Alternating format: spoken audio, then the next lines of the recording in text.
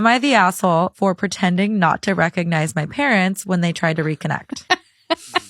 Oh, God. Okay. All right. I was raised mostly by my uncle and aunt. My older sister developed a serious illness when I was 6, and my parents decided that they couldn't care for both of us, I guess. So they kind of unceremoniously dumped me at my grandparents, and my uncle took me in. Like, didn't even explain to me what was going on. Just, you're going to go visit Gran for a while, air quotes. What the fuck? And never picked me back up. Okay. My grandparents and uncle explained it later, and they were pretty livid at my parents. I've seen my parents maybe 5 times since then, and not at all for the last 9 years.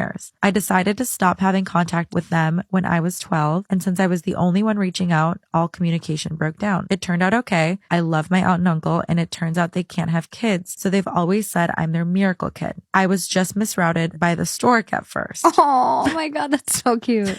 I was formally adopted by them when I turned 18. I wish it had been earlier, but there were some red tape things that would have made that really expensive and difficult. I'm 21 now. 21. Can you do some for me? My sister passed away between Thanksgiving and Christmas, and I made a trip back from school for the funeral, but I stayed in the back and left before my bio parents could talk to me. They called my uncle and tried to talk to me, but I said I didn't want to, so he told them that I wasn't available at the moment. They finally caught up to me over Christmas when I went to midnight mass with my gran and approached me and tried to give me a hug. I did recognize them, but I pretended not to and just backed off and said, "Sorry, do I know you?"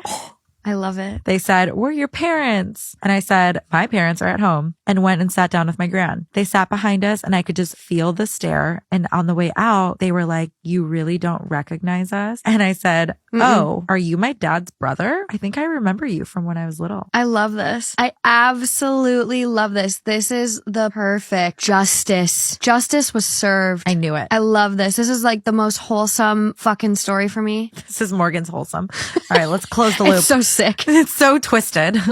My gran thinks they deserve it. Yes. Trying to come back to my life like nothing happened. But they wrote me a long letter about how hurt they are and how I should understand that they were trying to do the right thing and how they will always be my parents and I can't change that. Other family members think I was too harsh as they're grieving, but I don't think they should get a pass just because they remembered me now that my sister is gone. No, they absolutely do not get a pass. When you choose to have kids, doesn't matter if one becomes sick, you have kids, plural, and it's really, really hard. You can't sacrifice one kid to save the other. Like, you need to make sure both kids are still accommodated and cared for and loved. And to just drop a 6-year-old off and say, "Oh, you're going to go to Gran's for a while?" Yeah. A 6-year-old? What the hell is wrong with you? Sick. What is wrong with you? And then to the fact where I think at 12, OP said, I was the one constantly reaching out. A 12-year-old shouldn't have to be the one reaching out to their parents after they abandon them. Yeah. This is disgusting. I know. Thank God for the grandma and the aunt and uncle who formally adopted OP.